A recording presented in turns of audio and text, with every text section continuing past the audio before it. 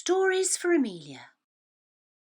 With a little bit of imagination, anything can happen. Fairy adventures. The fairies live in the woodlands and the forest. This is the fairy kingdom.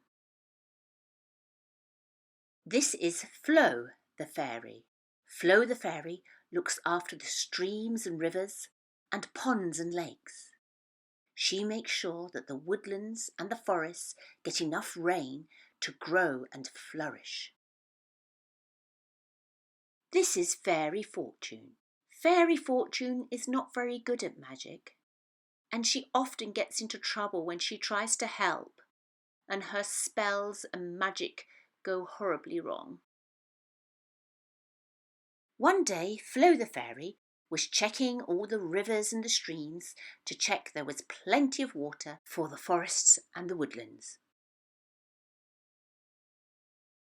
Fortune the fairy thought she would help Flo to make some rain to water the forests and the woodlands, as Flo the fairy was so busy. Flo the fairy said to Fortune the fairy, "Just be careful, Fortune. You know you have these mishaps when you start doing fairy magic."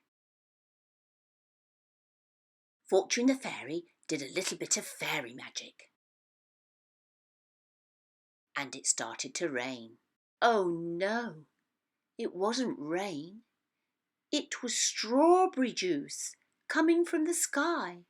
More and more strawberry juice started to fall from the sky in little drops, and then it filled all the rivers and the streams.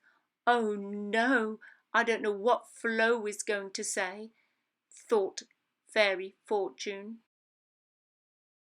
Flo said, "Oh no, Fairy Fortune, what are we going to do?